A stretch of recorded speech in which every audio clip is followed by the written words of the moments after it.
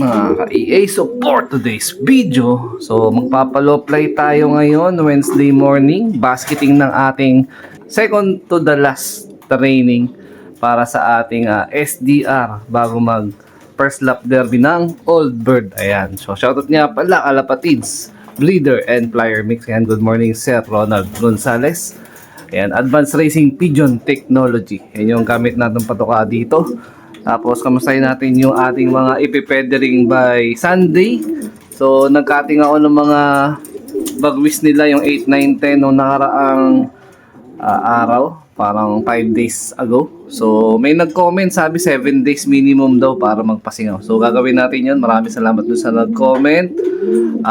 Sunday magbubunot na tayo ng mga pinedering natin sa kanila para at least tumubo na yung mga bagong bagwis ng mga ibon natin. So routine ko pag tamad ng Romonda talaga yung ibon, especially pag South Ambato, sinasabay ko sa papasok sa trabaho yung mga natitirang ibon na yung mga tinitraining natin ng mga warriors, no? So South naman din kasi yung bitaw, nasa 10 kilometers lang yon. So kung 3 times or 2 times a week tayo magbibitaw ng galon, kahit pa paano makakatulong na rin para at least makakuha sila ng konting minuto para makalipad. Ayan, no? Buong buo pa yung ating banner dun sa ibabaw. Ayan, no? Meron tayong maliit na version nandun sa loob. Meron din tayong tarpaulin na version nandito sa may ibabaw ng bahay natin. Ayan. So ang target goal ko ngayon, magpa-low-fly nung ibon natin. Yun nga lang, nakapedri nga yung iba nating mga wires. So walang makakasabay sa liparan yung dalawang pang south natin. So ang gagawin ko na lang, dadaling ko sila dun sa open area dito sa may loob ng subdivision para dun sila bitawan para maka low fly muna. Ayan, kasi no last time na pinakawalan ko sila dito sa loop, ni lumipad with Ayo Romonda.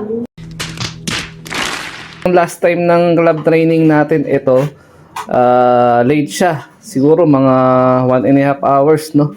Pero nung mga nakaraan kasi na tinitraining natin to, halos inaabot to ng kinabukasan. Pero nung mga time na yun, masama naman yung panahon. So sa ngayon, nakikita ko siya na improvement. No, actually nagdadalawang isip na ako ilipad siya ng mga nakaraan, kaya lang kailangan natin humugot ng MacArthur banded kasi nga yung iba nating MacArthur banded nawala na nung nakaraan. So kagabi, Tuesday, nagbigay lang tayo ng Victory Digestion ng gabi, tapos B12 na pang manok. So itong B12 na to, ito yung mahaba, no? Pero binibiyak natin to sa kalahati. Hindi natin to buo binibigay sa ibon kasi pang manok to eh. Ayan, yung dosage nito pang manok. So binibiyak ko lang sa kalahati. So nung time na nilipad natin si Lady Mina to ng South 2023, ito yung ginamit kong B12. So papahiyang tayo. Baka sakali maging epektibo ulit sa gagawin natin sistema. Tapos ito pala is hindi lang basta Victory Pills Digestion. So dumating na rin kasi yung order ko sa Shopee. Yun nga lang is yun, parang maliit na packaging yung dumating, walang canister.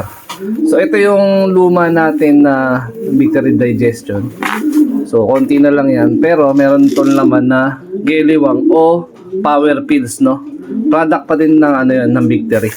So medyo may pagkakaiba ng konti, pero more on digestions din naman yung pinaka purpose nung power pills tsaka ng digestion pills. Yun nga lang, parang may sangkap ng probiotic yung power pills. So subukan natin pampalit dun sa Victory Digestion, baka sakaling makatulong.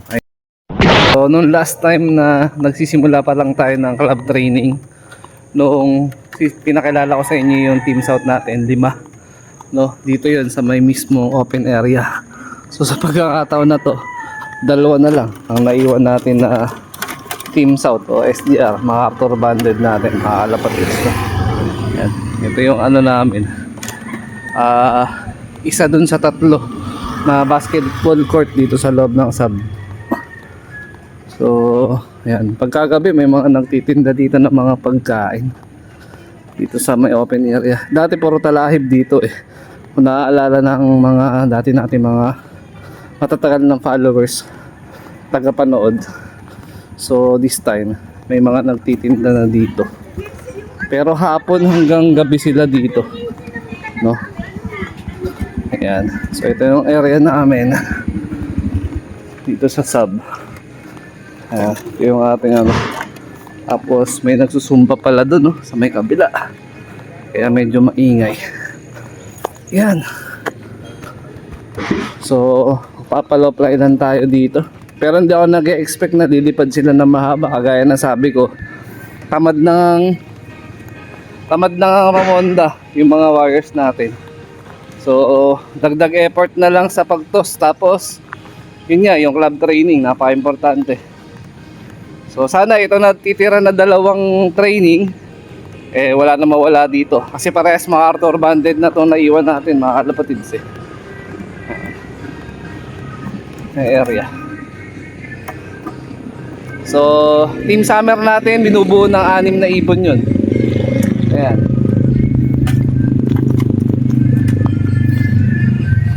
So, ito yung luman-luma natin na training box pa dati. Ayan o. Alright. Tamad ng Ramonda kasi yung si Lady Inbreed parang mag-iitlog na. Si Admiral naman habol dun sa pares niya. Ayan, ayan yung dalawa nating ibon. Oh, halos hindi na nga umangat oh. Pero mamaya may basketing loading nga tayo sa Riyaya Quezon yung magiging bitaw ng ating club training. Tapos by Sunday, Atimonan, Quezon naman. Tapos the next week na yung first lap ng Old Bird. Ayan, maganda panahon ngayon mga kalapatid. Sana ganito rin ang panahon sa mga lugar nyo. Ayan. 75 years later. So yung nililipad natin ngayon sa Derby na si Admiral is half sibling nila to. Ayan. So yung tatay ni Admiral na si Mr. Solo, tsaka yung tatay nitong Mag-Nesmith is iisa. So target goal ko makapag-breed ng mas maraming pula by 2026. Tapos yun yung majority mailaro natin. Itong Ka-Nesmith available to for out. Ayan mga kalapatid. Sana masuportahan nyo. Ayan. PM lang kayo sa ating Facebook page. Pandagdag to sa possible pang entry ko this coming week. No? So even dalawa na lang yung ibon. Ang gagawin kasi natin mag-enter tayo ng YB, Old Bird, tapos dun sa tatagos natin, dun sa TDFC pa. So, isang ibon, 3 entry agad yon. So, supposed to be, dapat kailangan natin makaipon na at least 3K para sa padating na derby. Yan. So, umasa na lang din ako na wala na mawawala dun sa dalawa. No? Total, 2 club training na lang naman din. So, ungender pa to, ito. Pero mas lamang to saka kasi mas may size eh. Ito, baka hentong mapupunta sa akin. Nakakalabring ko na to ng BBC. So, ayan, rektang mensahe lang. Healthy yung YB. Pag nag 30 days old, pwede na natin iwala eh. Pwede nyo na itong pick upin dito sa loft or pwede naman ipalalamove natin. Ayan. A few moments later. So, hindi ganun katagal yung naging lipad ng mga ibon. Grabe. Napaka-easy. Ito na sila. Ayan, kagaya ng sabi ko, ito, si Lady Inbreed, nag-aakma na iitlog. Tapos si Admiral naman, ayun habol. Kasi yung pares niya na Dilemma na direct kay Sir Dennis Palma, yan is akmang mag-iitlog na rin. So, isa to sa mga kailangan nating i-monitor sa padating na first lap, no? Especially dito kay Lady Inbreed. Yan. Sana magawa natin ng paraan at hindi sumakto sa araw ng release yung kanyang pag-itlog. Pwedeng sana mas pabor kung mas mapapaaga para at least wala tayong problema sa paratingan. Pero yun nga, good luck na lang sa lahat na magsasampa ng first lap Old Bird. So sana lahat magtagumpay tayo sa first lap.